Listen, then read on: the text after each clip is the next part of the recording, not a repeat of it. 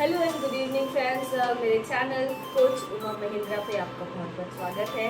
और आज मैं आपके साथ शेयर करने वाली हूँ कुछ यूज़फुल हेल्थ टिप्स जो डायबिटिक पेशेंट्स के लिए काफ़ी यूज़फुल हो सकता है।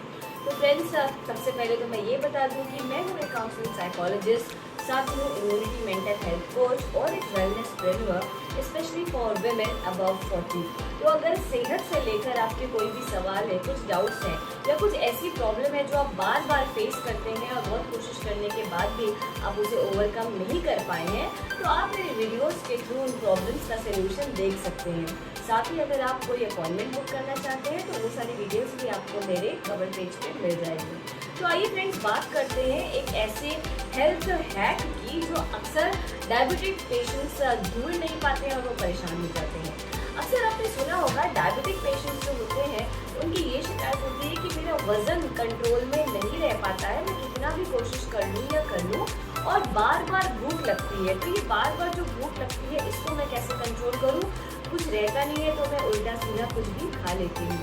तो सीधी सी बात है दोस्तों, आपको भूख कब लगती है ये आपसे ज़्यादा और कोई नहीं जान सकता। तो आपको आपके पैटर्न्स को चेक करना पड़ेगा और उन पैटर्न्स को चेक करने के लिए आपको अपने डेली रूटीन देखना पड़ेगा कि एक यूजुअल डे में 24 आवर्स में आपका डेली रूटीन कैसा रहता है। क्या आप वर्किंग है, मतलब वर्किंग तो हर लेडी होती ही है, बिना काम के तो हमारा काम चल ही नहीं सकता। आप घर से ही काम करती हैं या बाहर काम करती हैं, कितनी देर तक आपको बाहर रहना है और वहाँ पे आपके लिए क्या ऑप्शंस है खाने पीने के। आपका वर्क फिजिकल ज़्यादा है या फिर मेंटल, दोनों ही केसेस में आपको एनर्जी इनटेक तो चाहिए ही। अगर आपकी सिटिंग जॉब है तो आपको कैलोरीज ज़्यादा चाहिए, प्रोटीन ज़्यादा चाहिए या फिर कार्ब्स और ग्लूकोज। ये सारी बातें आपको बैठ के तय करनी होंगी। और अगर आप अकेले ये काम नहीं कर पा रहे हैं तो आप एक हेल्थ कोच की मदद ले सकते हैं, आप एक काउंसलर की मदद ले सकते हैं जो आपके साथ बैठ के आपके एनर्जी इनटेक को ऑब्जर्व करके, मॉनिटर करके आपको एक हेल्थ चार्ट बना के, मील प्लान करके आपको दे सकते हैं। तो फ्रेंड्स, जैसे कि मैंने बोला कि हमारे रूटीन के अंदर ही हमारे ये सारी मील प्लानिंग होती है। बायोलॉजिकल क्लॉक को समझना बहुत ज़रूरी है कि दिन के किस टाइम में हमको सबसे ज़्यादा भूख लग रही है, because each one of us has different energy requirement. कोई मोटे हैं, कोई पतले हैं, कोई छोटे हैं, कोई कैसे भी हैं, किसी का वर्क ज़्यादा फिजिकल है, किसी का वर्क ज़्यादा मेंटल है। तो हम सबकी एनर्जी रिक्वायरमेंट अलग अलग होती है। तो इसीलिए ज़रूरी है कि जिस टाइम पे हमको जितनी एनर्जी चाहिए उस एनर्जी पे बेस्ड क्या हम प्रॉपर न्यूट्रिशियस फूड ले रहे हैं। एक और ख़ास बात हमें ये समझने की है कि ज़रूरी नहीं है कि हम दिन में 24 घंटे जो भी काम कर रहे हैं उसके लिए हमको कुक्ड फूड ही चाहिए। कई बार ऐसा होता है कि पानी की कमी की वजह से हमारे अंदर एनर्जी कम हमको महसूस होती है।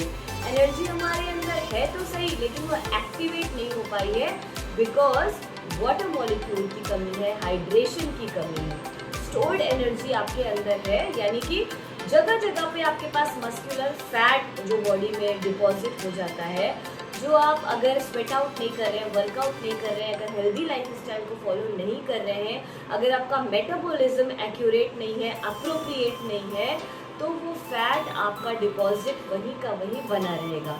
ऐसे में अगर आप खाने के न्यूट्रिशन पे ध्यान नहीं देंगे, इनफ वाटर इनटेक पे ध्यान नहीं देंगे या फिजिकल वर्कआउट और एक्टिविटी के ऊपर ध्यान नहीं देंगे, तो आपका वो बढ़ता हुआ वजन आपके लिए प्रॉब्लम बन जाएगा।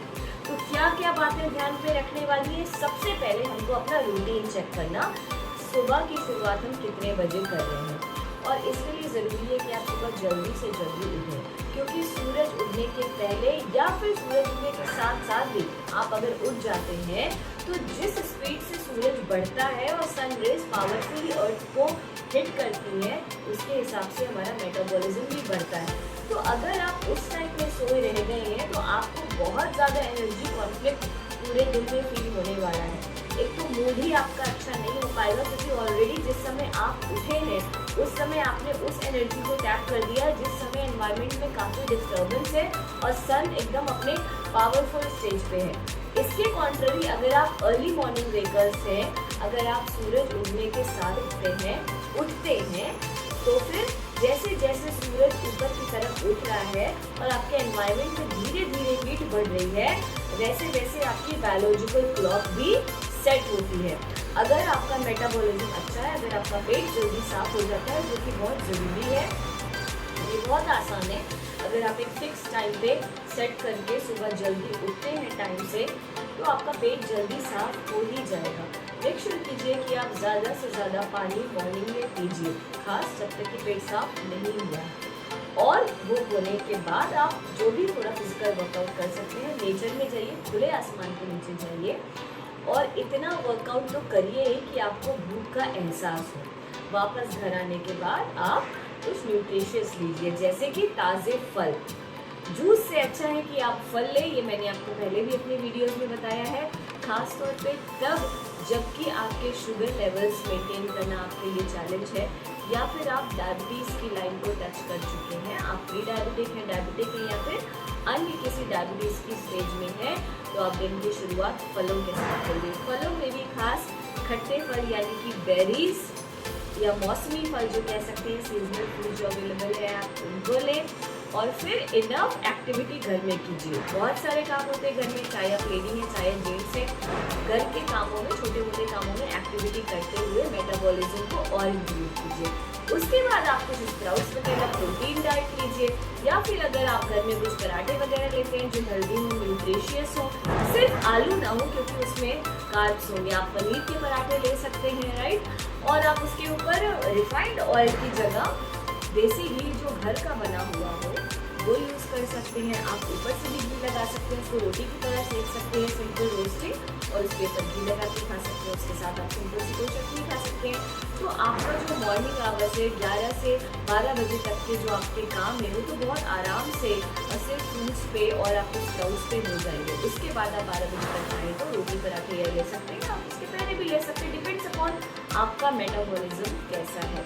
फिर लंच की बात कर ले तो दाल ज़रूर शामिल कीजिए। लंच करने से पहले सैलेड्स लीजिए, हाफ एन आवर पहले एटलीस्ट आपको एक 1 फुल बोल सैलेड का लेना चाहिए, जिसमें टमेटोज हो, कैरेट हो और अन्य सीज़न की जो भी चीज़ें अवेलेबल हैं सैलेड में, आप उसे ले सकते हैं। फिर थोड़े गैप में आप लंच कीजिए। लंच के तुरंत बाद लेटने या सोने मत चले जाइए। Come on ladies, this is specially for you. अक्सर जो भी लेडीज़ घर से काम करती हैं, चाहे वो प्रोफेशनल वर्क में है या फिर वो अपने डेली रूटीन का काम कर रही है, फैमिली में सबका ध्यान रख रही है, एक हैबिट हो जाती है हमारी कि भाई अब खाना खाया, आपको थोड़ी देर बैठना है, आराम करना है। ये सही अंडरस्टैंड कि आप सुबह जल्दी उठ के सबका ध्यान रखती हैं, थोड़ा रेस्ट चाहिए, लेकिन तुरंत मत लेटिए, राइट। खाना खाने के एटलीस्ट 15-20 मिनट बाद तक आप अपने पोस्चर को सीधा रखिए। जैसे इस तरह से मैं बैठी हुई हूँ, स्पाइनल कॉर्ड सीधा है, तो आपके ये जो ऑर्गन्स हैं, एब्डोमिनल ऑर्गन्स, एक के ऊपर एक ऐसे ट्यूबुलर स्ट्रक्चर होता है, कॉइल्ड होते हैं और एक के ऊपर एक होते हैं। तो जब आप इनको सीधा ऐसे रहेंगे, पोस्चर में रहेंगे, तो क्या होगा, बहुत आराम से वो खाना सर्कुलेट होकर आपके ट्यूबुलर स्ट्रक्चर में भी नीचे की तरफ बैठेगा और डाइजेशन अच्छे से होगा। और एक इम्पॉर्टेंट हैक मैं आपको ये बताऊंगी कि वज्र आसन, जिसमें कि आप अपने पैरों को मोड़ के बैठते हैं किसी अच्छे स्मूथ सरफेस के ऊपर।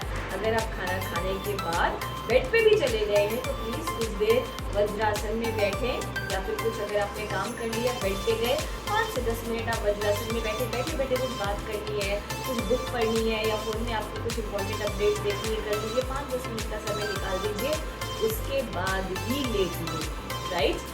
क्योंकि अदरवाइज आपका डाइजेशन से इंटरप्ट होता है। जब आप अपने पैरों को फोल्ड कर लेते हैं, क्लिप और फोटो देखिएगा वज्रासन की, आपकी बॉडी को ये मैसेज मिलता है कि the legs are now at rest, so the body does not need to push blood into the legs. मतलब कि पैरों का इस वक्त काम नहीं है, तो बॉडी को ये मैसेज मिलता है कि अभी फोल्डेड है पैर, तो वापस से ब्लड सर्कुलेट होके ऑपोजिट आता है और आपके एब्डोमिनल एरिया में आ जाता है, जहाँ पे उस वक्त ज़्यादा ज़रूरत है ब्लड फ्लो की, सर्कुलेशन की। जितना अच्छा ब्लड सर्कुलेशन आपके एब्डोमिनल एरिया में उस टाइम पर होगा, खाना खाने के तुरंत बाद, डाइजेशन आपका उतना ही जल्दी होगा और आसान होगा।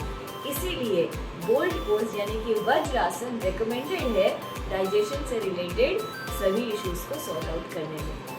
तो उम्मीद करती हूँ कि आज का वीडियो आपको पसंद आया। अगर आप इसकी और डिटेल्स चाहते हैं या अगर आप चाहते हैं मैं आपकी मदद करूं, आपका एक मील चार्ट प्लान करने में, आपका रूटीन बनवाने में, स्पेशली मील्स के ऊपर बेस्ड कि आपकी मील्स कैसी हो, आपका डाइट न्यूट्रिशन कैसा हो based on your activity and routine, तो आप एक अपॉइंटमेंट मेरे साथ बुक कर सकती हैं। कॉन्टैक्ट की डिटेल्स आपको चैनल के कवर पेज पर मिल जाएंगी। अगर आपको ये वीडियो पसंद आया तो इसको लाइक और शेयर करना बिल्कुल ना भूलिए। साथ ही ऐसे यूजफुल हेल्पफुल टिप्स के लिए मेरे चैनल को सब्सक्राइब अभी कीजिए। I'll see you soon with another useful video.